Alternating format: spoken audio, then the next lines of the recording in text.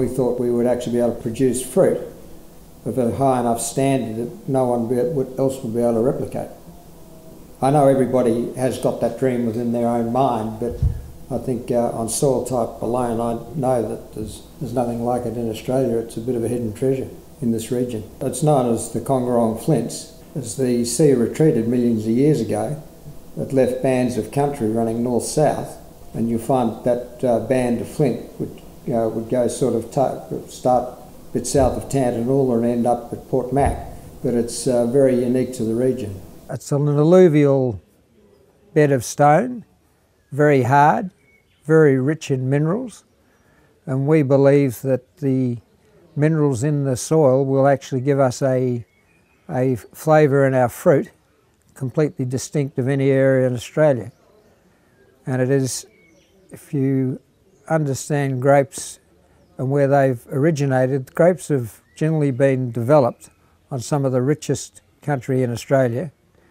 They were also the best cattle grazing areas, and the Kongorong Flint country is actually known as some of the best livestock country in South Australia. I watched Lyle Pudney for 10 years develop his vineyard. Then in 2004 I did a block with Lyle, and then after that we bought a block of 165 acres alongside Lyle's vineyard, and we developed that over 2 years, putting in Sauvignon Blanc and Chardonnay. I always knew the ground was good. It's good grazing country, not very arable. Yep. So we deep ripped it, put the stones in the middle and stuck the grapes in. At that stage fat lambs were only $40 a head. Ground was too dear for fat lambs. And the theory was I could put $100,000 worth of vineyard in, which is the same as the centre pivot.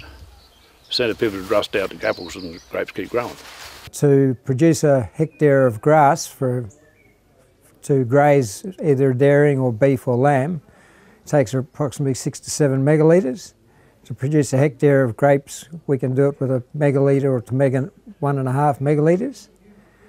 So it was to use our water more efficiently, and in 25, 50 years' time, that will probably be the correct use of the water, because we won't be able to grow grass for the luxury of grazing livestock. We've been doing it on a market that's actually going downhill. So yeah, what we've actually gained has been quite substantial. Started at 6 acres deep, MV6, used to go into Sepples in Great Western. 2002 we put Sauvignon Blanc, some Riesling, some Chardonnay, some Pinot Gris and some Sauvignon Blanc in. I developed my own cane stripper. I went through and just left 2 canes, and the machine went through and stripped all the old canes off, the old spurs. Yep. And then I just laid down 2 spurs, and this year all I'll do is go through and strip that out with the machine and just lay down 2 canes. That's advice from a bloke in Tasmania. But try and keep the chemicals down as low as possible. You know, when you come back here in the autumn, she won't look too bloody good. She look like a panzer division, pretty knackered of your weeds up here. And yeah. It's good soil for growing horticulture in, because we can't put a canola in it. You've got to have a deep-rooted crop to be able to tap the whole lot of the nutrients that are actually in that profile there. Topsoil, 85% rock.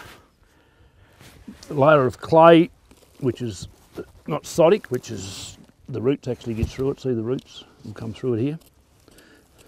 So the clay's of good structure.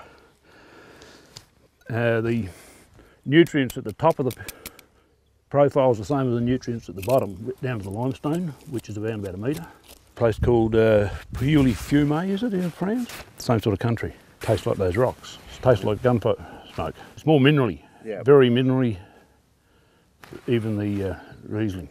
So the winemakers tell me.